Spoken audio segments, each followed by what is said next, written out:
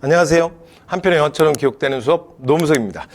여러분 저희 이제 지난 시간에 이어서 우리나라 최초의 왕조 고조선 그리고 여러 나라의 성장으로 들어가 보도록 하겠습니다.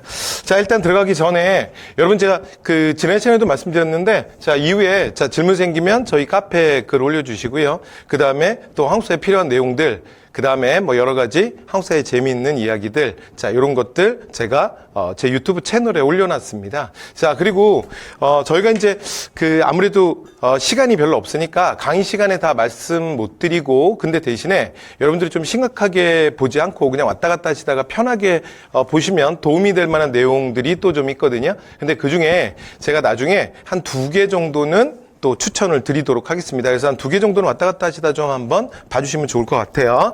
자, 그러면 저희 교재 20페이지 자 고조선으로 들어가는데 들어가기 전에 여러분 그 제 교재 보시면 이제 공저라고 돼 있잖아요. 그래서 교재 지난 시간에 못한 말씀 좀 드리면 정현우라고 있는데 여기 현직 학교 선생님이십니다. 그래서 실제로 뭐 또 한국사 전문가시고 그 다음에 또 한능검 수업도 또 뭐 학교에서나 이제 여러 곳에서 많이 하시는 분이라 제가 도움을 받아서 자 이제 교재는 딱 그 실제 저희 기출에 맞춰서 뭐 공조를 했다. 자, 지난 시간에 빠진 얘기를 잠깐 말씀드렸습니다. 자, 그럼 이제 각설하고 바로 들어갈게요. 자, 고조선 우리나라 최초의 왕조죠. 최초의 왕조. 자, 건국은 당군왕검. 자, 이게 뭐 한국 사람들 모르는 사람들 있나요? 자, 그리고 BC 2333년, 그쵸? 자, 그렇게 해서 오늘날 2000년에서 합쳐서 우리가 뭐 5000년, 반만년의 역사다, 뭐 그런 얘기 하죠. 자, 그리고 BC 2333년이라는 건 어디서 온 거냐면 삼국유사와 자, 동국통감을 근거한 건데 사실은 동국통감설입니다. 그래서 성유사랑 동통감이 사실 몇 년 차이 나거든요. 자, 그냥 드린 말씀이라 그냥 들으시면 됩니다. 중요하지 않고요. 자, 건국이념은 자, 널리 인간을 복되게 한다. 홍익인간. 오늘날은 뭐 교육의 이념이기도 합니다. 자, 그다음에 고조선에서 일단 첫 번째 여러분 요걸 하나 기억하셔야 돼요. 자, 배경이 우리가 배우는 역사에 나오는 국가 중에 우리 역사 중에 청동기 문화를 배경으로 한 나라는 고조선밖에 없다. 자, 그래서 요거 하나 기억해 주시고요. 자, 그 다음에 당군 신화. 자, 근데 보통 요즘에는 뭐 당군 신화, 그래서 너무 이제 신화니까 뭐 아닌 것 같아서 뭐 당군 이야기, 뭐 보통 이렇게 많이 표현하죠. 자, 그래서 뭐 이건 뭐 굳이 제가 뭐 말씀 안 드려도 되겠죠. 그래서 일단 그냥 짧게 키워드만 봐보면 환인의 아들, 환웅이 하고 나왔는데 자, 이런 것들은 하늘에서 내려온 거잖아. 그래서 우리가 이런 걸 뭐라 그러냐면 선민사상이라고 합니다. 됐죠?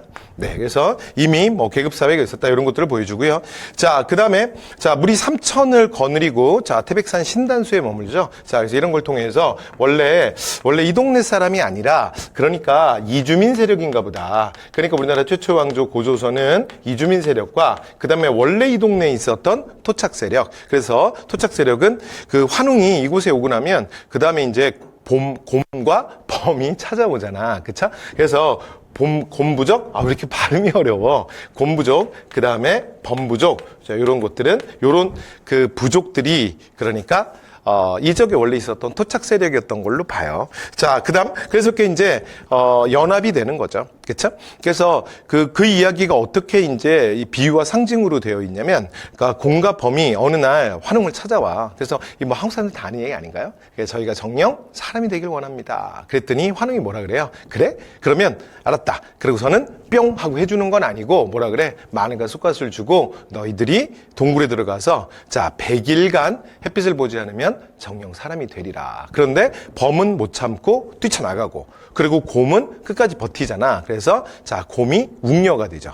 자, 그러면서 환웅과 결혼해서 아이들을 낳는데 이 아이의 이름이 당군 왕검이잖아요. 그러니까 이런 걸 통해서 여러분 이제 우리가 한국에서 이런 얘기들 많이 할 건데 이런 정말 신화적인 이야기들이 나오면 여러분 어떻게 읽어주냐면 비유와 상징으로 읽어주는 거예요. 그래서 어떻게 그 곰이 사람이 돼 빵이야 이러시면 안 돼요. 됐죠? 네, 그래서 비유와 상징으로 읽어주는 거야. 자, 근데 그 아들의 이름이 뭐라고요? 당군 왕검입니다. 자, 당군은 제단의 임금. 그래서 뭘 뜻하냐면 제사장을 뜻하고요.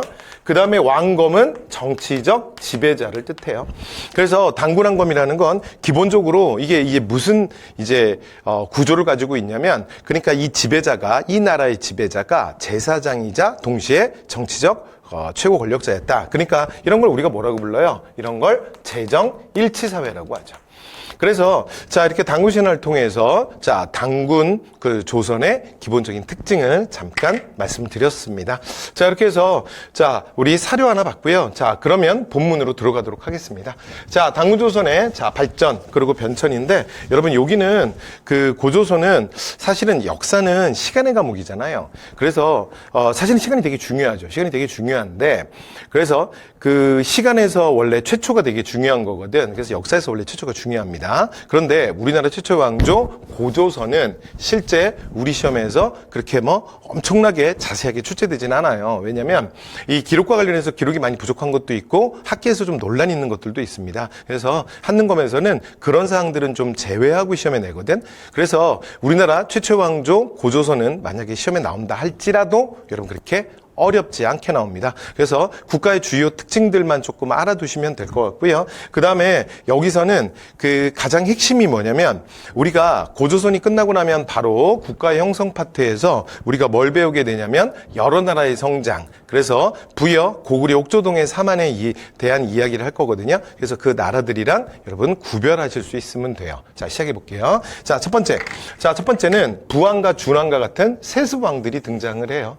그래서 이게 뭐냐면 국가 시스템이 좀 정비가 됐다 이런 얘기입니다. 그다음에 두 번째, 자 이런 것들은 또 뭘 통해서 할 수 있냐면 관직 체계의 정비. 그러니까 그 국가로서의 어느 정도의 좀 시스템이 갖추어졌음을 의미하는 거예요. 그래서 자 상, 대부, 장군 같은 관직을 뒀다. 근데 요 명칭은 여러분 눈도장 좀 찍어 두셔야 됩니다. 제가 이렇게 수업을 하면서 한국사에서 되도록이면 막 너무 막 외우세요 뭐 이런 말 별로 안 좋아하는데 그런데 요 경우는 어쩔 수 없죠. 왜냐면 요거 네이밍이잖아. 그러니까 네이밍은 제가 배경을 깔아드릴 게 없어요. 그래서 다시 한번 해볼게요. 자, 당군조선. 자, 관직명 뭐라고요? 상, 대부, 장군이에요.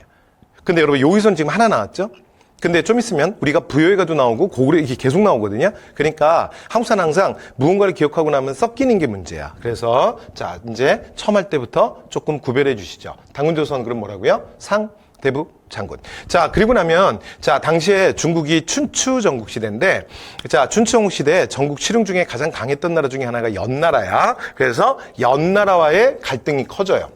왜냐면 그 연나라가 가장 그 실제로 만주 쪽에 좀 가까이 있었거든. 그러니까 이제 고조선이란 아무래도 좀 근거리잖아. 그래서 원래 가까이 있는 나라는 좀 친하게 지내기 좀 어려워. 그래서 갈등이 커져요. 그래서 연나라와의 전쟁이 터집니다. 그래서 연나라 장수 징계의 공격을 받는데 이때 고조선이 져요. 그래서 중심지가 자 한반도, 그래서 만주에서 대동강 쪽으로 이동하게 된다. 그래서 요 이야기. 그래서 당군조선에서는 자 요것만 여러분 체크해 두시면 될 것 같습니다. 자, 그 다음 얘기로 가볼게요. 자, 그 다음 이제 위만조선이에요. 자, 위만조선은 유민의 이동.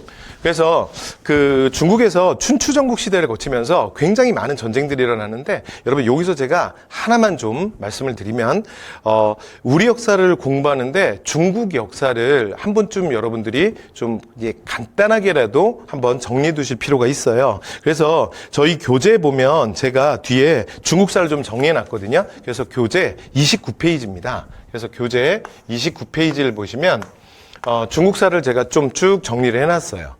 그쵸? 교재 한번 몇 장 넘겨보시면. 그래서, 여러분, 여기서 제가 드리고 싶은 말씀은 그 중국 역사를 우리가 자세히 알겠다는 게 아니라, 근데 워낙 우리 역사와 중국 역사가 밀접한 관계가 있으니까 중국 역사를 제가 좀 간단하게 그냥 이야기식으로 대충 한 5,000년 정도 얘기하거든요. 근데 요거를 어디에 올려놨냐면 제가 유튜브에 올려놨어요.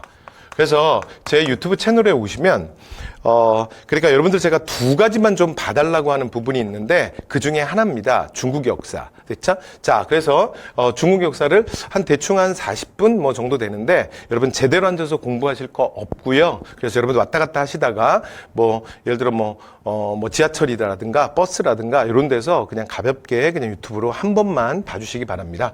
자, 그래서 자 다시 원래대로 돌아올게요. 자, 중국의 춘추 전국 시대라고 하는 대분열기가 있는데 그런데 그 시기를 통일했던 게 진나라예요. 그래서 오늘날 사실은 중국의 원형이 됐죠. 그래서 중국을 이제 하나의 중국으로 만든 틀이 여기서 만들어집니다. 그래서 지금도 우리가 중국을 뭐 진화, 뭐 친친, 뭐 차이나 뭐 이렇게 여러 가지 이름으로 부르는데 그 이름이 전부 여기서 나온 거예요. 그래서 이 진나라, 그 중국 전체를 통일했던 이 왕이 자신은 아무리 생각해도 너무 위대하다. 그래서 나 왕이라고 부르지 마라. 그래서 나를 중국 신화에 나오는 자, 삼황과 오제에서 황제를 따와서 나를 황제라고 불렀다. 그래 황제라고 불러라. 그래서 황제 시조가 됐다. 그래서 우리가 시황제라고 하죠. 그래서 우리가 진시황 하는 사람이 바로 여기에요. 그런데 이 위대한 통일이 너무 폭압적인 통치로 인해서 15년 만에 허망하게 다시 천하가 나누어지게 돼요. 그래서 초나라와 한나라로 막 이제 싸우다가 최종적으로 한나라가 이기거든요.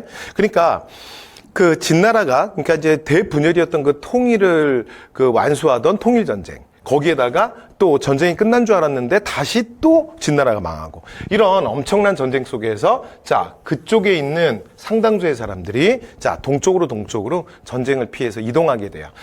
그래서 그걸 이제 그 그룹을 이끌고 왔던 사람들이 위만인데 그래서 위만이 자신의 그룹을 이제 데리고 자 고조선 쪽으로 넘어오게 돼요. 당시에 조선의 국왕은 준왕이었어요. 근데 준왕이 위만을 보니 사람 됨됨이 범상치 않아. 그래서 위만과 그 그룹을 받아줘요. 그런데 시간이 좀 지나고 나면 또 위만이 이렇게 수완이 굉장히 좋았던 것 같아요. 그래서 준왕한테 신임도 많이 얻고 박사라는 관직도 얻고 그리고 중국과 맞닿아 있는 국경 수비대장에 임명이 됩니다. 자, 그런데 전쟁은 어차피 금방 끝나지 않았고 계속 유민 세력들이 들어오게 되고 그 다음에 위만은 세력을 계속 키워간 거지. 됐죠? 그리고 나서 이제 보니까 이 평양 쪽에 있던 준왕이 뭐 보니까 뭐 별거 아니야. 그래서 어떻게 하냐면 군대를 일으켜서 반대로 이제 준왕을 배신하고 준왕을 쳐요. 그래서 준왕을 몰아내고 자신이 왕위에 오릅니다. 자, 이때부터를 우리가 구별해서 뭐라 그러냐면 위만왕조라고 합니다. 됐죠? 또는 위만 조선이라고도 해요. 그런데 어차피 위만이라는 사람이 중국 쪽에 있었던 조선 동포였고 그다음에 그 동포들을 상당 그룹 데리고 원래 전쟁을 피해서 고국 쪽으로 왔다라고 오늘날 보거든요. 그래서 자, 나라는 그대로 이제 유지되고 그러니까 왕조만 바뀌는 거야. 여기까지 됐죠? 자, 그래서 위만이 왕이 되는 요 시기를 뭐라 그런다? 위만왕조의 성립이라고 합니다. 됐죠? 자, 그러면 위만왕조 그러면 여러분 시험에서는 딱 2개만 기억하시면 되는데 자, 이 사람들이 철기를 가지고 들어오거든요. 그래서 자, 본격적으로 이 시기에 뭐가 전래된다? 철기가 본격적으로 전래됩니다. 물론 최초는 아니에요. 자, 본격적으로. 됐죠? 자, 그다음에 두 번째. 자, 이들은 중개무역을 통해서 굉장히 번영했어요. 지금까지 시험에서는 요 대목이 되게 잘 나왔었습니다. 그래서 제가 자, 색깔을 넣어놨죠. 자, 그래서 중개무역으로 번성을 했어요. 그래서 밑에 한반도에 있는 진이랑 그 다음에 중국 한, 그 다음에 동쪽의 이해가 직접 교육 못하고 왜냐면 위치상 딱 가운데 있으니까 그래서 중간에서 소위 말해서 뭐 하는 거야? 세금만 띄는 거지. 됐죠? 자, 여기에 자꾸 이제 국제무역에 관여하는 자, 이제 위만조선에 대해서 기본적으로 한나라가 불만이 많았어. 자, 그래서 이제 결국 그 다음엔 어떻게 되느냐? 한과의 전쟁이 일어나요. 자, 한나라와의 전쟁이 일어나는데 자, 한나라가 대군을 끌고 쳐들어오게 됩니다. 됐죠? 이때 그 위만조선의 마지막 왕이 그러니까 위만의 손자였던 우거예요. 근데 우거왕이 끝까지 항전합니다. 그래서 BC 109년 자, 패수전쟁에서는 대승을 거두기도 해요. 근데 문제는 이 한무제라는 사람이 한나라 최전성기거든. 그래서 여기서 멈추지 않아. 그래서 이번에는 수륙 양면으로 해서 계속 공격을 합니다. 자, 이렇게 되자 조선 내부에서 이제 분열이 일어나. 그러니까 전쟁을 그만하자는 주화파랑 그 다음에 끝까지 싸워서 이제 물리쳐야 된다는 주전파 이렇게 나뉘어졌는데 자, 그 주전파의 바로 대표가 우거왕이에요. 그런데 이 우거왕이 주화파에 의해서 암살당합니다. 됐죠? 자, 이러면서 자, 왕검성이 함락돼요. 이러면서 BC 108년 자, 역사 속으로 자, 이제 조선은 사라지게 됩니다. 됐죠? 자, 이렇게 해서 자, 이제 고조선의 멸망까지 말씀 다 드렸습니다. 자, 그리고 나면 하나 더 여러분들 기억하셔야 되는 게 자, 우리가 원래 여러분 저항의 민족이잖아. 그쵸? 네. 모르셨어요? 그래서 여러분들 부모님한테 어떻게 하는지 생각해 보시면 돼요. 그렇죠? 그래서 우리가 진짜 저항의 민족 아닙니까? 자, 그래서 우리가 주체의식도 굉장히 강하고 말을 대빵 안 들어. 근데 예전에는 여러분 실제로 이제 중국에서 우리 땅이 얼마나 멀어요. 그리고 중국이라는 게 실제로 만주를 얘기하는 게 아니거든. 그러니까 중국의 내륙 쪽을 생각해 보면 그리고 원래 지난 시절에는 그 시안, 서안이라 그래서 완전 저쪽 서쪽 안쪽이거든. 그러니까 사실 한반도가 진짜 멀잖아. 근데 그럼에도 불구하고 이들이 어떻게 하냐면 보통 이런 경우에는 제후로 상류봉에서 적당하게 그냥 조공받쳐라. 그리고 그냥 적당하게 뜯어가거든. 근데 그게 아니라 얘네들은 이제 후원이 될 수 있다. 그래서 황제 직할지로 가겠다. 그래서 어떻게 하냐면 행정구역을 설치합니다. 자, 요걸 뭐라 그러냐면 한나라의 군현이다. 그래서 한군현이라고 해요. 근데 이 한군현을 몇 개를 만드냐면 총 4개를 만들어. 그래서 다른 말로 뭐라고도 한다? 한사군이라고도 해요. 됐죠? 그러면서 자, 직할지로 가겠다. 그러니까 오늘날 우리 표현으로 하면 뭐냐면 자, 이렇게 만든 거야. 경상도, 전라도, 충청도. 그리고 자, 황제가 직접 뭘 보냈다? 그러니까 도지사를 보내는 거죠. 됐죠? 자, 이렇게 이해하시면 됩니다. 자, 이렇게 해서 위만조선에 대한 이야기까지 자, 말씀 다 드렸습니다. 됐죠? 자, 마지막 고조선의 사회상을 보여주는 대표적인 특징으로 뭐가 남았냐면 오늘날 8조의 법이라는 게 남아있거든요. 그래서 요거 하나 체크하는데 여러분 여기서 그 한는 것만의 특징을 하나 말씀드릴게요. 보통은 고등교과 과정이나 그 다음에 뭐 각종 공무원 시험들에서 대부분 다 그냥 8조법이라고 불러요. 그런데 이 한능검에서만 특별히 뭐라고 부르냐면 범금 8조라는 표현을 씁니다. 요거는 한능검이 계속 쓰고 있는 표현이거든요. 됐죠? 그래서 범금 8조라는 말이 나오면 고조선으로 읽어주셔야 됩니다. 됐죠? 자, 그러면 여기 이제 내용을 정리해놨는데 그냥 직접 보도록 하겠습니다. 자, 그 많은 법 몇 가지가 있다? 8개가 있다, 이 나라는. 그러면서 이게 우리의 기록은 아니고요. 자, 중국 측의 기록이에요. 그래서 반고라는 사람이 쓴 한서라는 역사서에 나오는 이제 대목인데, 근데 실제로는 3개밖에 전하지 않습니다. 그래서 원문을 직접 보도록 할게요. 자, 백성들에게 그 많은 8조의 법이 있는데, 그리고서는 3개만 소개합니다. 사람을 죽인 자는 즉시 죽이고, 됐죠? 그래서 이게 뭐예요? 1. 됐지? 자, 그 다음에 남에게 상해를 입힌 자는 곡식으로 배상한대. 자, 그럼 이게 뭐예요? 2번째. 됐죠? 자, 그 다음에 3번째. 자, 도둑질한 자는 뭐로 삼는다? 노비로 삼는다. 됐죠?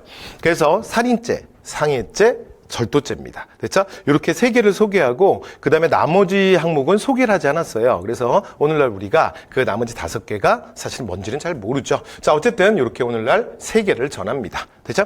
자, 그 다음 나머지 여기 변화는 그냥 가볍게 읽어보시면 될 것 같습니다. 그래서 고전사회를 보여주는 특징 중에 하나, 자, 모두 좀 기억해달라. 8조법도 기억해달라. 자, 이렇게 말씀드렸습니다. 자, 이렇게 해서 고조선 얘기 다 했네요. 자, 고조선은 문제가 그렇게 어렵게 나오지 않습니다. 자, 그러면 저기 문제 하나 볼까요? 자, 여러분들 교재 1번 문제. 자, 그래서 1번 문제 하나만 대표로 그냥 빠르게 봐드릴게요.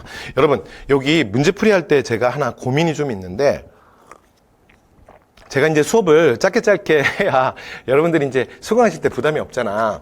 그래서 이제 짧게 해서 끝내야 되는데, 사실 이게, 제가 좀 고민은 있어요. 이게 문제를 이렇게 좀 계속 풀어드리는 게 맞는 방법인가. 왜냐면 이게 시간이 길어질까봐. 근데 그럼에도 불구하고, 제가, 특히, 뭐, 정치사나 뭐, 이런 부분은, 특히 이제 문화사나 이런 부분은 최대한 좀, 그래도 뭐, 그럼에도 불구하고 한번 풀어볼게요. 왜냐면, 저는, 여러분들 어떤 시험에 대비하는 수업은 사실은 문제 유형을 처음부터 조금 보시면서 좀 기본적인 내용을 공부하는 게 저는 효과적이라고 생각하거든요. 그래서 자, 일단 보도록 하겠습니다. 자, 우리나라 최초의 자, 국가인 자, 띠용띠용을 건국한 당군한검 이야기래. 그다음에 환웅, 그다음에 당군한검. 이건 뭐 자료가 너무 쉽네요. 뭐에 대한 얘기야?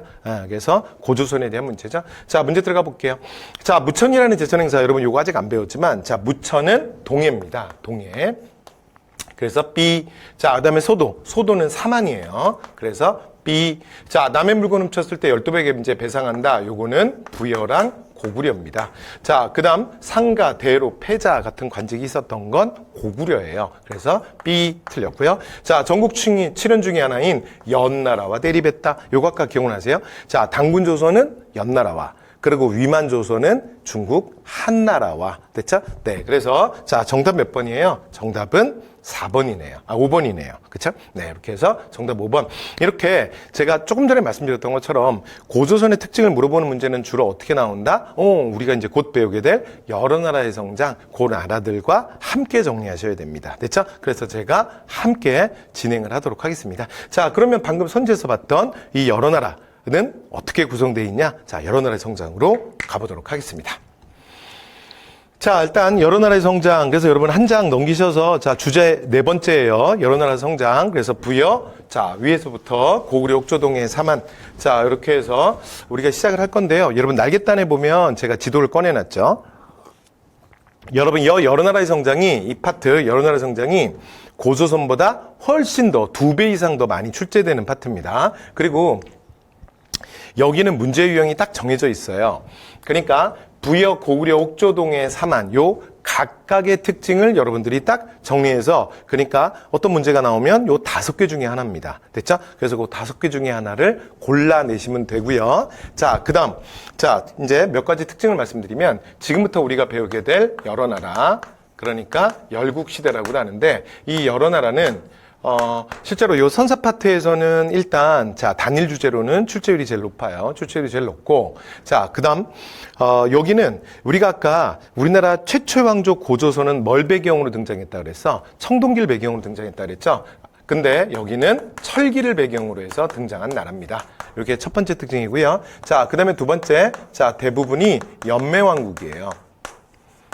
그러니까 이전의 국가가 군장 국가라면 이제는 뭐가 출현했다? 뭐가 등장했다? 왕이라는 게 출현한다. 됐죠? 이게 특징인데, 연매왕국은 제가 좀 이따가 부여에서 대표로 말씀을 드리겠지만, 연매왕국의 왕은 그러나 여러분들이 알고 있는 그 절대적 권력을 가진 왕은 아닙니다. 됐죠? 자, 그냥 대표자예요. 자, 그리고 세 번째, 일단 가장 기본이죠. 그게 지도건, 사료건, 무엇이건 간에 일단 기본적으로 위치 확인하셔야 됩니다. 됐죠? 자, 위치에 대한 이해를 가지고 계셔야죠. 자, 그래서 일단 먼저 제가 지도만 먼저 빠르게 한번 보고, 그 다음에 각 국가의 특징으로 들어가 보도록 하겠습니다. 자, 첫 번째 갑니다. 자, 부여. 자, 부여는 위에 북만주 지역이에요. 북만주. 됐죠? 자, 위에 북만주 지역인데, 북만주 송화강 유역입니다. 그러니까 여기 하천이 있으니까 여기 뭐가 있어? 평야가 있겠죠? 그래서 여기에서, 자, 농경을 해요. 그런데 기본적으로 요 북방은 초원지대가 많아요. 그래서 초원지대에서 뭐도 한다? 목축도 합니다. 목축. 됐죠? 그래서, 자, 부여는 농경과 목축을 함께 한다. 그래서 반농, 반목, 뭐 이렇게도 불러요. 자, 그 다음에 이제 밑으로 내려와서 고구려입니다. 자, 고구려는, 일단 우리나라에서 이제 아주 큰 산. 그래서 여기 백두산이 있죠. 백두산. 됐죠? 그럼 백두산에서 크게 발원해서 이렇게 내려가는 하천이 2개가 있어요. 하나의 하천은 이렇게 발원해서 서해바다로 나가고, 하나의 하천은 이렇게 발원해서, 자, 동쪽으로 나갑니다. 자, 질문. 자, 그러면, 이게 확률이 2분의 1이야. 그러니까 요 두 하천이 하나가 두만강, 하나가 압록강이죠. 하나가 압록강, 하나가 두만강. 그러면 지금 보시면 A, B 중에, 자, A가 압록강이야, 두만강이야? 두만강이 압록강이야? 하면 여러분 확률이 2분의 1인데 이게 헷갈리죠? 네, 그래서 요런 하천이랑 그 다음에 그 제가 유튜브에서 아까 중국 강의 하나만 좀 봐달라 그랬잖아. 그리고 그 바로 강의 바로 옆에 둘이 나란히 붙여놨거든요. 하나만 더 여러분 좀 봐주셨으면 하는 게 뭐냐면, 우리나라 지역에 대한 아주 기본적인 제가 지역명을 정리해 놓은 강의가 있습니다. 얘도 되게 짧아요. 그래서 제가 뭐 지역사 특강, 지도 특강이라 그래서 공무원 시험에서는 좀 더 자세히 나오거든요. 그래서 막 여러 지역도 막 설명해 놓은 것도 제가 유튜브에 올려놨어요. 근데 그런 거 여러분 다 안 보셔도 되고요. 그래서 1강만 따로 제가 볼 수 있도록 그래서 이제 따로 빼놨거든요. 그래서 산맥과 하천 위주로 가장 기본적인 지명을 설명하는 파트가 있어요. 그래서 이것도 유튜브 채널에서 하나만 좀 왔다 갔다 하시다가 시간 되실 때 한 번만 봐주세요. 물론 안 보셔도 돼요. 안 보셔도 되는데, 근데 우리 그러니까 한능검 고급 과정은 그래도 이제 고등 과정을 다 마친 분들이 뭐 시험을 본다. 물론 이제 고등학생들도 시험 많이 보지만, 그래서 이제 그런 과정 속에서 문제가 출제되거든요. 그래서 지금 말씀드렸던 이런 하천명들, 자, 요런 것들은 기본적으로 좀 출제하는 분들은, 출제자들은, 그러니까 여러분들 기본적으로 좀 알고 있다라는, 그러니까 가정 속에서 출제를 해요. 근데 실제로 우리 현실은 그렇지 않을 수 있잖아. 그러니까 요런 하천명들 좀 봐주시면 좋을 것 같아요. 그 다음에 기본적인 산맥들. 됐죠? 그 다음에 우리가 또 이런 표현 쓰잖아요. 영남, 영서. 여러분 어디가 영남이고 어디가 영서야? 그 다음에 호남, 호서. 그 다음에 나중에 조선 후기 수업하다 보면 관서. 이 관서 지방에 대한 차별 때문에 홍경래난이 일어나거든요. 관서, 관북 이런 표현을 써요. 근데 그럼 도대체 뭐가 기준이고 어느 지역을 그렇게 부르는 거야? 그래서 이런 것들은 실제로 중고등학교 과정에서 여러분 실제로 배우긴 해요. 근데 여러분들이 기억이 다시 뭐 잘 나시고, 그리고 내가 뭐 실제로 공부를 한국지리 같은 공부를 좀 많이 했다 그러신 분은 괜찮은데, 이런 게 조금 부담스러우신 분들은 한번 요 강의 짧으니까 그 그것도 가볍게 그 필기하면서 보시는 거 아니에요. 그냥 왔다 갔다 하시면서 한 번만 봐주시면 좋을 것 같아요. 자, 그러면 하천명으로 다시 넘어왔습니다. 자, 넘어와서 자, 위에 있는 강 A, B 그럼 누가 압록강이고 누가 두만강이야? 하면 자, 요 위에가 두만강이고요. 자, 요 밑에가 압록강입니다. 됐죠? 자, 그래서 자, 암기법은 이렇게 되는 거예요. 자, 요게 가장 위에 있죠? 가장 머리. 그래서 뚜. 그래서 두만강이에요. 자, 그다음 두 번째. 자, 압록강은 이게 백두산에서부터 이 엄청난 우리나라 민족의 정기가 있는 거대한 산이잖아. 백두산에서부터 내려와서 우리나라 단일하천으로는 길이도 제일 길어요. 그래서 위에서부터 이렇게 엄청나게 이제 긴 거리를 그래서 내려오는 압력이 장난이 아니겠지? 압력이 장난이 아니겠지? 그래서 압록강입니다. 됐죠? 자, 그럼 고구려는 어디 있느냐? 바로 압록강 유역에 있어요. 졸본. 그래서 이 지방은 특징이 뭐냐면 아주 척박한 산악지방이야. 이게 고구려를 이해하는 첫 번째 키입니다. 그래서 고구려는 늘 힘써 일해도 먹을 게 별로 없어요. 그래서 주변을 소위 말해서 털러 다녀야 돼. 됐죠? 그러니까 끊임없이 삥 뜯으러 다녀야 돼요. 자, 그래서 고구려는 고구려 젊은 친구들은 일정한 나이가 되면 기본적으로 몸에 피냄새가 배어 있어. 그러니까 아침에 일어나서 밤에 잘 때까지 기본적으로 굶주린 배를 채우려면 하루라도 피를 안 보면 안 돼요. 됐죠? 네, 그래서 자, 고구려였습니다. 자, 그다음 함경도 쪽에 옥저고요. 자, 그다음에 강원도의 동해예요. 그리고 주로 고구려한테 삥을 뜯기고 맨날 두들겨 맞았던 게 옥저와 동해. 나중에 고구려한테 복속당하죠. 자, 그다음에 이제 남쪽으로 내려오시면 가장 비옥한 오늘날의 전라, 충청, 경상 남부지방인데요. 자, 여기는 마한, 진안, 변안. 그래서 한이 몇 개예요? 3개죠. 그래서 이걸 우리가 뭐라 그러냐면 삼한이라고 부릅니다. 됐죠? 자, 이렇게 해서 삼한까지 이렇게 5그룹을 기억하시면 돼요. 대강의 위치 노도장 찍으셨나요? 자, 그런데 여기서 하나만 좀 더 말씀드리면 여러분 그 다른 나라들은 크게 제가 볼 때 위치 안 헷갈릴 것 같아. 그죠? 저는요. 쌤, 저는요, 고구려랑 삼한이 위치가 헷갈려요. 그러면 제가 도와드릴 수 없어요.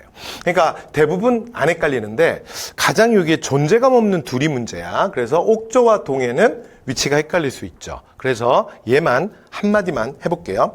자, 여러분 이거는 어떻게 암기하시면 되냐면 여러분 보세요. 동해에서 그대로 옆을 봐봐. 누가 있어? 자, 동해바다가 있죠? 자, 그래서 항상 지도에서 이렇게 표시되거든요. 해볼게요. 그래서 어떻게 되는 거야? 동해 옆에 동해예요. 동해 옆에 동해야. 동해 옆에 동해. 여기까지 됐죠? 네, 그래서 자, 외우신 거야. 자, 그래서 이게 제가 또 할 수는 없어요. 네, 그래서 이거 제가 굉장히 많이 했는데 지금도 할 때마다 약간 쪽팔려요. 자, 어쨌든 간에 그럼 외우신 거죠. 그랬더니 누가 그러더라? 근데 만약에 시험에 동해가 여기에 표기돼서 나오면 어쩔 거냐 그러시더라고요. 그래서 제가 그랬죠. 이런 지도 없습니다. 그리고 제가 이런 지도 찾아오면 내가 식사 대접할게 그런 얘기도 했어요. 여러분 지도에 동해 표기할 때 아무데나 표기하는 게 아니에요. 보통 지금 보시는 요 위치 그러니까 원산만에서 울릉도 사이에다 표기를 합니다. 됐죠? 그래서 걱정 안 하셔도 됩니다. 자, 이렇게 해서 위치 다 봤습니다. 자, 그럼 이제 한 나라씩 자 부여부터 시작해 보도록 하겠습니다. 자, 시작합니다. 자, 만주 송황유역 평야지대. 그래서 자 이후에 그러니까 부여의 한 갈래가 내려와서 고구려 한 갈래가 백제. 그래서 우리 민족의 근간을 이룬다, 근원이 된다. 뭐 이런 표현 씁니다. 자, 특징. 자, 첫 번째 사출도. 여기서 오부족 연맹이 뭐냐? 그래서 오부족 연맹 국가 이 연맹왕국에 대한 얘기를 좀 잠깐 말씀드릴게요. 근데 그 중에 특히 부여의 사출도가 시험에 되게 잘 나와요. 여러분 여기 여러 나라의 성장은 시험 문제 어떻게 나오냐면 그러니까 시간의 순서 이게 시간의 과목이잖아요. 그래서 어떻게 시간을 두고 발전했냐 이런 거 안 물어봅니다. 그러니까 지금 말씀드렸던 5개 각각을 구별만 하시면 돼요. 그래서 시험에선 이런 키워드가 나오거든요. 그래서 키워드 기억해 주셔야 되는데 여기서 제가 오부족 연맹 특히 연맹왕국이라는 게 뭐니 그 얘기를 좀 해볼게요. 자, 얘가 어떻게 되는 거냐면 그냥 오부족 연맹은 그냥 여러분 편하게 그냥 생각하시면 돼요. 자, 동서남북중 됐죠? 자, 동서남북중. 자, 그래서 가운데 있는 게 왕이 나오는 부족이야. 왕. 됐죠? 그 다음에 나머지 각각 자, 요 4군데. 자, 여기에 각각의 부족장들이 있습니다. 자, 요 각각의 부족장들을 뭐라 그러냐면 가라고 불러요. 가. 됐죠? 얘를 자 가라고 하는데, 그런데 요 가들이 그 명칭을 어떻게 쓰냐면 동물의 명칭을 써요. 가축의 명칭.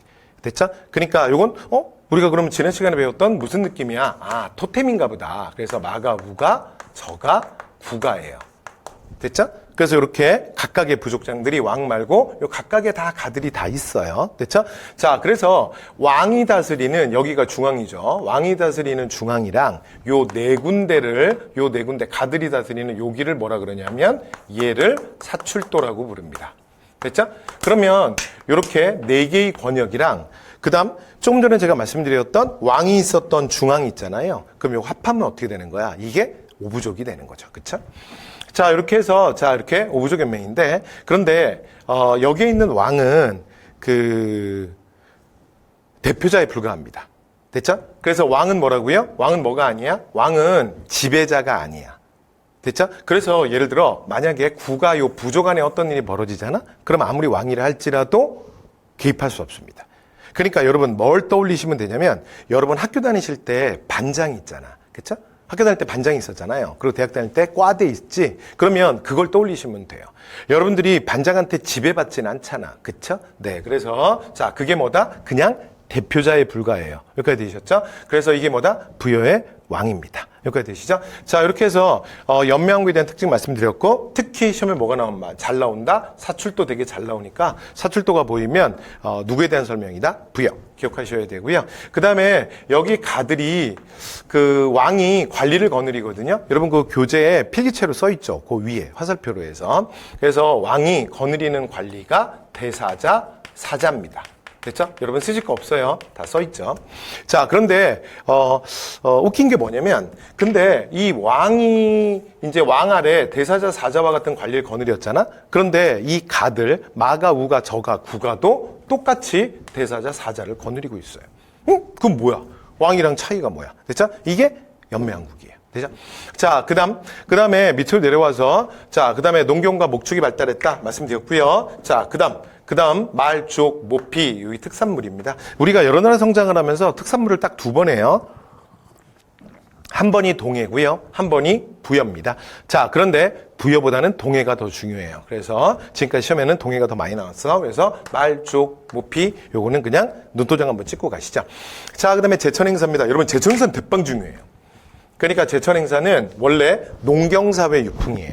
그러니까 오늘날 뭘 생각하시면 되냐면 땡스기빙 데이죠. 그러니까 추수가 끝나고 나면, 자, 이제 다 끝났잖아. 올해 이제 뭐 다 우리가 할 일을 다 했죠. 그래서 다 같이 모여서 뭐 하는 거야? 파리하는 거야. 이해됐죠? 자, 이게 뭐라고요? 제천행사. 그러니까 오늘날 여러분 뭘 떠올리시면 되냐면 한가위, 뭐 추석을 떠올리시면 되죠. 그래서 땡스기빙 데이인데, 그런데 여러분 한국에 살았던 사람들은 다 알죠. 그러니까 한국은 사계절이 있고, 그치? 사계절이 뜻하고. 자, 그러면 만약 이 땅에서 농사를 지으면 농사 끝나고 요 땡스기빙을 한다면, 그러면 1월부터 12월 중에 언제 해야겠어? 그렇죠. 언제? 10월입니다. 그래서 제천행사는 항상 언제다? 10월. 그래서 뒤에 우리가 제천행사에 대한 얘기를 할 건데, 자, 10월은 외우시는 게 아니에요. 됐죠? 그러니까 10월은 덜 중요하고, 자, 중요한 건 뭐다? 10월이 아닌 애가 있어요. 얘 특이하죠. 그래서 기억하셔야 돼요. 자, 그래서 제천행사 중에 시험에 제일 잘 나오는 게 누구다? 영고입니다. 완전 중요해요. 그렇죠? 자, 그리고 참고로 여러분, 영고는 언제 지낸다? 12월입니다. 오, 날짜 이상하죠? 날짜 이상하지? 뭐야? 이게 땡스기빙 데이 맞아? 응? 뭐 크리스마스야?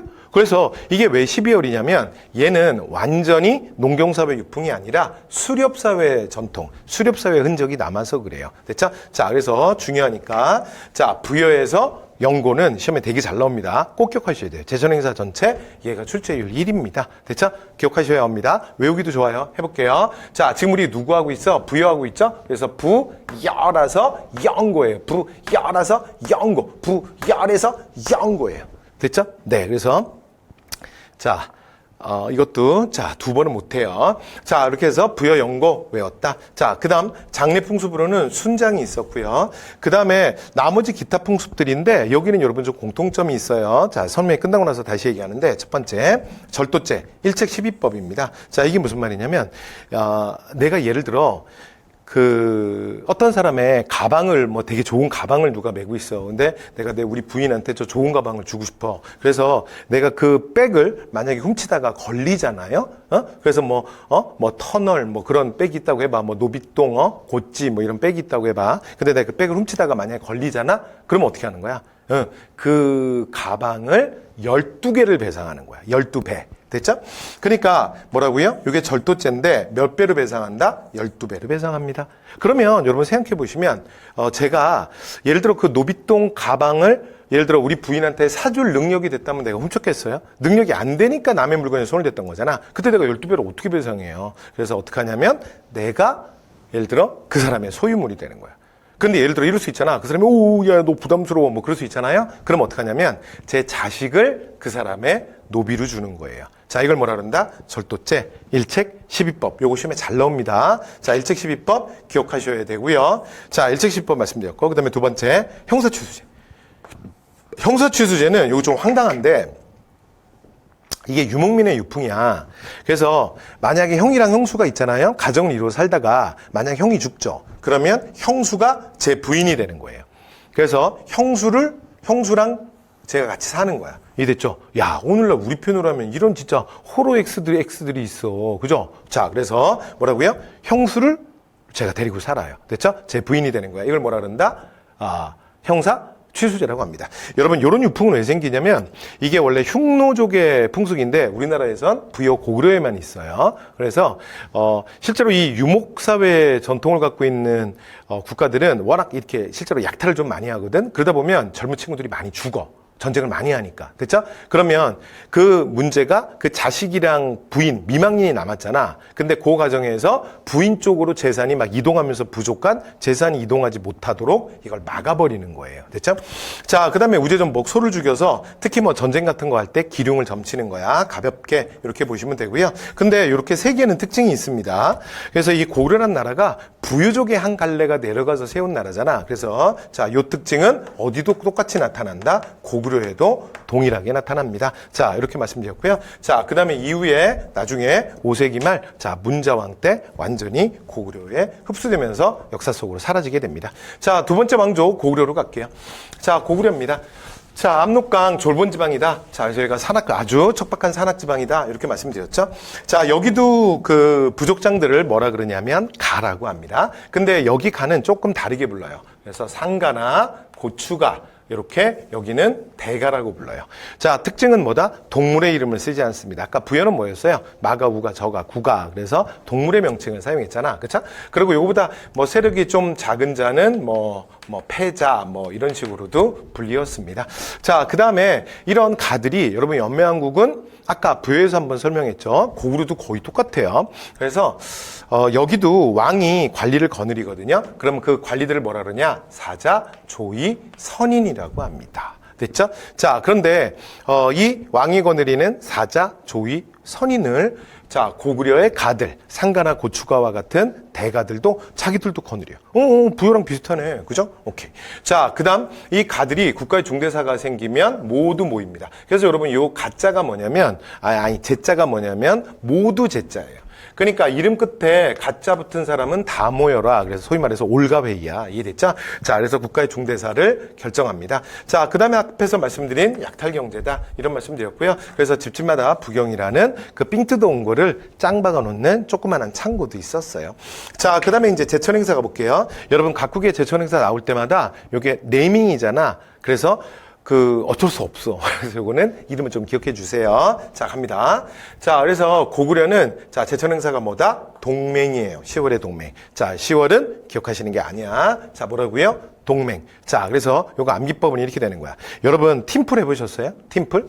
그게 무슨 게임이든 여러분들은 뭐 롤 같은 거 좋아하시나? 뭐 그게 무슨 게임이든 아니면 뭐 당구든 그게 뭐든 간에 뭐 축구든 뭐든 간에 그래서 여러분 그 팀플에서 이기시려면 누구랑 동맹을 맺어야 돼? 제일 센 놈. 자, 고구려와 동맹을 맺으셔야 승리할 수 있습니다. 가장 센 놈이랑. 됐죠? 고구려와 동맹을 맺어야 돼.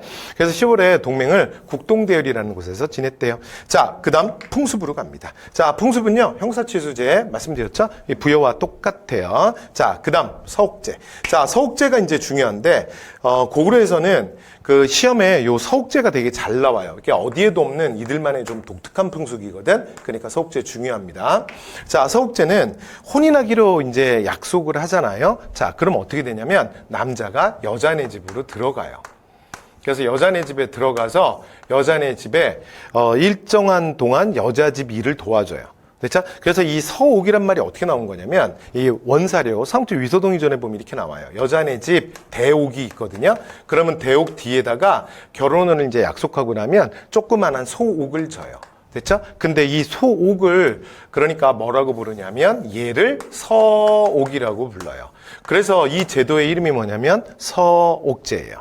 그런데 예를 들어 내가 이 집 주인이에요. 만약에 우리 딸을 내가 결혼을 시켰어. 이번에 혼례를 올린 거야. 그런데 결혼하기로 약속하고 나서도 어떻게 하냐면 결혼하고 나서도 내 딸을 내가 데리고 자요. 됐죠? 네, 그래서 그게 뭐야? 그러면 이 집에서 우리 집 뒷뜰에다가 조그마한 집을 졌잖아. 그쵸? 근데 요 집은 신혼방이 아니라 말 그대로 서옥. 이 서자가 사위 서자입니다. 그래서 사위놈 집이야. 그러니까 여기서는 누구만 자는 거야? 사위만 자는 거야. 내 딸은 내가 데리고 자요. 됐죠? 그러다가 만약에 사위가 계속 간청을 하면 가끔 보내주는 거야. 그러면 왜 이렇게 하느냐? 왜 이렇게 하냐면 이 서옥제라는 건 오늘날 우리 표현으로 하면 처가살이와 약간 비슷한 느낌인데 근데 처가살이와는 좀 확실히 뭐가 다르냐면 처가살이는 완전히 남자가 여자 집 들어가서 사는 거잖아. 근데 이건 그건 아니에요. 그러니까 일정 기간 동안 부인을 데리고 나오기 전에 고대 사회에는 가족 구성원 한 명 한 명 노동력이 되게 중요하거든요. 그러니까 그 집 여자를 내가 바깥으로 데리고 나오는 거잖아. 데리고 나오기 전에 내 노동력으로 그 집에 일정 기간 동안 보충을 해주는 거야.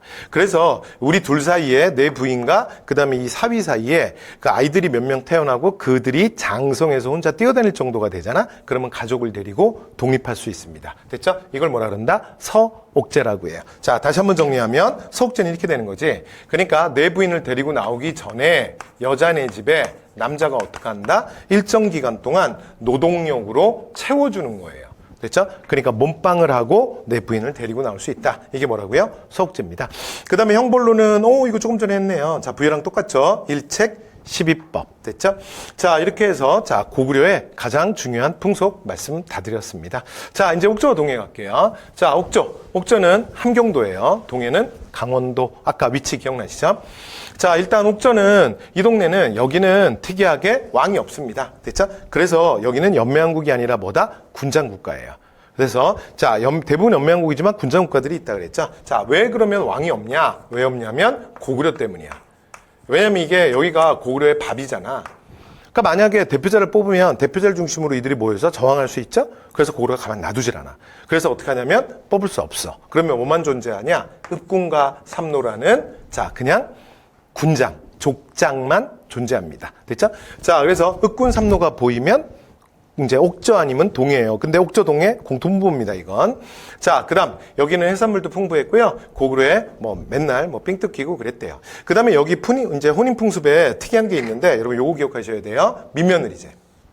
됐죠? 자, 민며느리제는 뭐냐면 민며느리제는 이번에는 남녀가 결혼하기로 하잖아요. 그러면 이제 아까랑 뭐가 좀 다르냐면 남녀가 결혼하기로 하면 여자가 먼저 남자 집에 가서 일정 기간 동안 자신의 노동력을 제공해요. 그래서 남자 집 풍습도 좀 배우고 그 다음에 일정 정도 자신의 노동력을 제공합니다. 그리고 소위 말해서 자신이 어느 정도의 가치가 있는 걸 보여주지 않았을까 싶어요. 자, 그리고 나서 일정 기간이 되면 여자가 다시 돌아와요. 그러니까 오늘날 소위 말로 하면 물건 사기 전에 이게 좀 표현이 좀 지나칠 수도 있는데 물건 사기 전에 미리 좀 한번 써본 거지. 그래서 그 가치를 매기는 거야. 자, 그런 다음에 결혼을 할 때 남자 집에서 여자네 집에 혼수품을 바리바리 싸서 갖다 줘요. 됐죠? 그리고 자기 부인을 데려올 수 있습니다. 여기까지 되셨죠? 그러니까 다시 아까 뭐랑 좀 비슷하냐면 여러분 이거 서옥제랑 비교할 수 있어야 돼요. 자, 그러니까 동해 같은 경우는 지금 어떻게 하는 거냐면 자기 부인을 데리고 나오기 위해서 그러니까 여자네 집에 어떻게 하는 거야? 여자네 집에 물질적 배상을 하는 거예요. 그래서 물질적 배상을 하고 자기 부인을 데리고 나옵니다. 아까 그러면 서욱제와의 차이는 뭐죠? 서욱제 같은 경우에는 어떻게 했어요? 물질적 배상을 한 게 아니라 자신이 어떻게 했어? 서욱제 같은 경우에는 몸으로 때웠잖아. 그러니까 노동력을 제공하고 자기 부인을 데리고 나왔고, 그 다음에 옥저의 민며느리제는 자, 물질적 배상을 하고 데리고 나오는 거야. 여기까지 되시죠? 오케이. 자, 그래서 이걸 뭐라 그런다? 민며느리제라고 합니다. 자, 그 다음에, 자, 이제 대표적인, 자, 무덤으로 가보도록 하겠습니다. 자, 무덤인데, 여기 이제 무덤 양식의 특이한 게 뭐냐면, 가족공동묘예요. 근데 이 가족공동묘는 다른 말로 뭐라고도 하냐면, 자, 뼈로 제사를 지낸다. 그래서 골장제라고도 부르고요. 한 번 묻고 한 번 더 묻는다. 그래서, 자, 두 벌 묻기라고도 합니다. 됐죠? 자, 이렇게 부르는데, 자, 여기는 어떻게 되는 거냐면, 일단 만약에 우리 할머니가 돌아가시잖아? 할머니가? 그럼 할머니를 바로 땅에다가 실제로 매장을 안 해요. 어떻게 하냐면 우리 집 뒷뜰에다가 땅을 살짝 파는 거야. 됐죠? 그런 다음에 여기 할머니를 이렇게 뉘어드려요.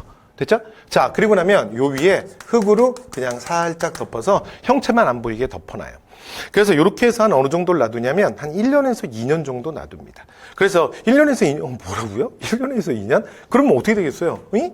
우리나라는 막 장마철도 있고 그런데, 그럼 막 비 내리면 막 이렇게, 흙이 쓸려 나가면 뭐 어떻게 돼? 이거 어떻게 돼요? 그러면 이렇게 가끔 할머니가 나오시기도 하세요. 됐죠? 근데 괜찮아. 할머니 나오면 다시 흙으로 이렇게 덮어서 그냥 넣어드리면 돼요. 자, 이렇게 해서 한 1년에서 2년 정도 놔두면 살은 다 없어지고 뼈만 남겠죠? 그리고 그 뼈를 가지고 장례를 다시 치릅니다. 그래서 골장제라고도 하고요. 그 다음에 여기 가매장을 한 번 했죠? 그런 다음에 여기에 뼈만 이렇게 추스려서 어떻게 하냐면 이제 큰 목각이 있어요. 큰 목각에 가족의 뼈를 이렇게 함께 보관합니다. 자, 그래서 뭐라고도 부른다? 가족 공동묘라고도 합니다. 됐죠? 자, 이렇게 해서 옥저의 특징 말씀 다 드렸습니다. 자, 그다음 이제 바로 동해로 갈게요. 자, 동해는 자, 강원도예요. 아까 동해 옆에 동해다. 자, 기억나시죠? 자, 여기도 군장국가 단계에서 자, 고구려한테 멸망합니다. 자, 그래서 여기는 뭐가 없다고요? 왕 없어요. 근데 대신에 부족장만 있다 그랬죠? 그래서 읍군과 여기도 뭐라고 부른다? 삼로라고 불렀어요. 됐죠? 오케이. 자, 그 다음 특산물. 여기 특산물은 좀 이제 눈도장 찍어 두시죠. 자, 동해 같은 경우에는 자, 당궁, 과하마, 반어피입니다. 자, 당궁은 말 위에서 쏠 수 있는 짧은 활을 얘기하는 거고요. 그 다음에 과하마는 말인데, 이거 말입니다. 말, 하마 아니에요. 자, 말인데, 이게 과일나무 가짜입니다. 그래서 과일나무 아래를 그냥 내리지 않고 지나갈 수 있는 쇼다리 말, 그러니까 힘 좋은 조랑말 같은 거 얘기하는 거야. 그 다음에 반어피는 요거 가죽, 바다표범 가죽. 근데 지금은 많이 이제 기후 조건이 바뀌어서 그런데 예전에는 이쪽 동해안 쪽으로 바다표범 이런 것들이 되게 많았대요. 그래서 어쨌건 바다표범 가죽 이런 것들이 특산물입니다. 자, 그 다음에 제천 행사는 무천이에요. 자, 무천. 요것도 이름 그냥 지금 외우고 가시죠. 자, 그래서 동해는 자, 제천 행사 이름 뭐라고요? 무천. 그래서 동해는 뭐라고요? 동무. 그래서 무천입니다. 자, 그 다음에 혼인풍속으로는 다른 시족에 가서 결혼을 하는 조계혼. 조계혼은 우리 뭐 할 때 했더라? 우리 지난 시간에 했잖아요. 뭐 할 때 했어요? 신석기 할 때, 그쵸? 자, 신석기 때 여기는 시족사회 유풍이지. 시족사회. 됐죠? 우리가 신석기 할 때. 그죠? 자, 그 다음 또 하나. 그 다음 시험에서 여러분 동해는 뭐가 제일 많이 나오냐면 이게 제일 많이 나와요. 그러니까 시족사회 유풍이 서로 시족사회끼리 이렇게 경제 영역이 있는데 서로 거기를 절대 침범하지 않습니다. 왜냐하면 그 경제권 갖고 사실은 뭐 예전에는 막 조금만 이제 갈등이 되면 전쟁 나고 그러는 거거든. 그래서 만약에 그 영역을 침범했을 경우에는 어떻게 하냐면 자, 노비나 소나 말로 배상을 합니다. 자, 요걸 뭐라 그러냐면 이걸 책화라고 불러요. 됐죠? 그래서 나에게 내가 큰 실수를 하면 나에게 화가 미치는 거야. 그래서 서로의 영역을 침범하지 않습니다. 여기까지 됐죠? 그래서 노비나 소나 말로 배상하는 거. 이걸 뭐라 그런다? 책화. 여기까지 됐죠? 오케이. 그 다음에 이제 주거 형태로는 지금 보시는 것처럼 이렇게 집의 앞부분이 튀어나온 자, 철자형 집터, 여자형 집터, 철자형 집터, 뭐 이런 집터들이 강원도 쪽에서 발견이 됐습니다. 자, 이렇게 해서 동해 얘기 다 했네요. 자, 이제 마지막입니다. 사만이에요. 자, 사만 같은 경우는 위치는 한강 이남, 그래서 가장 남부 쪽이죠. 자, 여기는 부족장들을 뭐라 그러냐면 여기 부족장들은 신지, 그러니까 세력이 큰 자가 신지, 세력이 작은 자는 읍차라고 합니다. 됐죠? 그래서 요 사람들이 뭐냐면 군장들이에요. 근데 이 지역은 다른 나라들보다 특이한 게 뭐냐면 그 제사장이 다스리는 지역이 따로 있어요. 그러니까 여기 제사장을 뭐라 그러냐면 천군이라 그러거든. 그래서 요거 이제 중요합니다. 요 천군이 다스리는 신성한 지역인 소도. 됐죠? 그래서 여기는 벼릅이야, 벼릅. 그래서 오늘날 우리말로 하면 뭐 치해법권 지역 이런 것들이 따로 있어요. 그래서 만약에 바깥에서 범죄자가 있잖아? 근데 범죄자가 막 이렇게 바깥에서 이렇게 만약에 도주를 하다가 소도 안으로 뛰어 들어가잖아요? 요 소도의 시작을 알리는 게 솥대라 그래서 요 앞에 솥대를 세워놔요. 그래서 솥대를 이렇게 상징물로 이렇게 세워놓거든요. 그래서 여기다가 뭐 방울이나 북이나 뭐 이런 걸 매달아놔. 근데 만약에 바깥에 있는 사람이 솥대 안으로 이렇게 확 뛰어 들어가서 소도 안으로 도망가잖아? 그러면 바깥에서 범인을 추적하던 소위 말해서 경찰들이, 관원들이 못 따라 들어가요. 됐죠? 그러니까 소위 말해서 바깥에 정치력이 미치지 못하는 벼릅, 신성한 지역이죠. 그래서 뭐가 존재했다? 소도가 존재했다. 됐죠? 자, 이걸 통해서 뭘 할 수 있냐면 사만은 다른 국가와는 달리 이미 뭐가 나타나고 있는 거야? 이미 자, 재정 분리의 모습이 나타나고 있는 거죠. 그래서 여러분 거기에 재정 분리 하나만 써주시면 될 것 같습니다. 여기까지 됐죠? 자, 그리고 이 지역은 특히 뭐가 유명하냐면 철이 많이 생산됐어요. 그래서 철기가 많이 발달하는데 철제 농기구로 인해서 농업 생산력도 증가하고요. 특히 이 철이 유명했던 게 어디냐면 사만 중에도 특히 변안입니다. 변안. 그래서 여러분 요거는 노트장 하나 찍어 두셔야 돼요. 그러니까 학교 다닐 때 좀 그렇게 배우셔서 그럴 수 있는데 자꾸 뭐 지하자원 그러면 무조건 북쪽이라고만 생각하는데 아닙니다. 됐죠? 네, 그래서 한반도 남부에도 지하자원 풍부한 곳들이 있어요. 특히 변화는 뭘로 유명했다? 철로 유명했어요. 그래서 철을 뭐 덩이새처럼 뭐 만들기도 했고요. 특히 낭낭이나 외에 수출했다. 됐죠? 요거 기억하시고 그 다음에 요 변환이 나중에 가야가 될 거거든요. 그래서 우리가 가야가 또 철로 유명하다는 얘기 또 할 거예요. 자, 그 다음 마지막 제천행사입니다. 자, 제천행사는 여기가 농사 제일 잘 때. 그래서 제천행사는 자 5월제와 10월제 두 번 있었어요. 됐죠? 그래서 기쁨 2배, 감사 2배. 됐죠? 자, 그런데 제천행사는 뭐가 더 중요하다? 10월이 아닌 게 더 중요해. 그래서 5월. 그래서 제가 해볼게요. 입으로. 원문에 보면 이렇게 나와요. 이들은 5월에 씨를 뿌린 후에 귀신에게 제사를 지냈다. 이런 얘기가 나오거든. 그러면 어느 나라야? 바로 사만밖에 없습니다. 됐죠? 그래서 이 5월 계절째 특별히 수린날이라고도 불렀는데요. 자, 그래서 5월 계절째가 또 중요합니다. 자, 이렇게 해서 자, 사만의 특징까지 말씀 다 드렸습니다. 다 했네요. 자, 그럼 이제 마무리해 볼게요. 자, 대표 문제 이번에는 2번 한번 풀어보겠습니다. 자, 이 문제 풀고 자, 이번 강의 마무리할게요.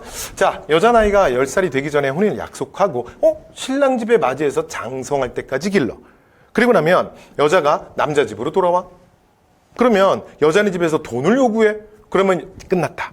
조금 전에 했죠. 자기 부인 데리고 나오기 전에 물질적 배상을 하고 자기 부인을 데리고 나온다. 그럼 이걸 뭐라 그런다고요? 민며느리제. 그럼 민며느리제 그러면 어디예요? 옥저. 그죠?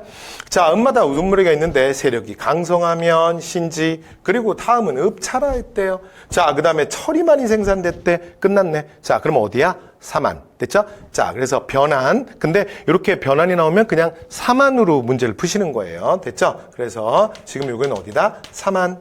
그리고 민며느리제가 나왔던 옥저. 됐죠? 자, 그러면 문제 풀도록 하겠습니다. 자, 신성한 지역인 소도가 존재했다. 여러분, 소도는 옥저가 아니라 어디 존재한 거야? 지금 나오는 나에 존재하는 거죠. 그게 틀렸잖아요. 자, 삼노는 뭐야? 읍군과 삼노 그러면 그렇지. 옥저와 동해. 그래서 맞는 말이네요. 2번이 맞잖아요. 자, 여러 가들이 여러분 요거 사출도 시험에 잘 나온다 그랬잖아. 사출도 보이면 무조건 부여. 됐죠? 오부적 연맹이 중앙이왕이고 나머지 부족들인데 여러분 고구려는 또 다른 명칭으로 불러요. 사출도는 오직 부여밖에 없어요. 자, 당군, 과마, 반업, 비오고 특산물. 이거 기억해달라 그랬죠? 자, 요거 나오면 어디예요? 동해. 동해 없잖아요. 그 다음에 한무제 그러면 어디 얘기하는 거야? 고조선이잖아. 그래서 아예 상관없잖아요. 그쵸? 자, 그래서 정답 몇 번이에요? 2번이었습니다. 자, 이렇게 해서 여러분 이번 강의에서는 우리나라 최초 왕조 고조선과 여러 나라의 성장을 함께 저희들이 정리했습니다. 자, 그럼 이제 다음 강좌에서 이제 본격적인 고대 정치로 들어가도록 하겠습니다. 여러분 수고 많이 하셨습니다. 봅니다.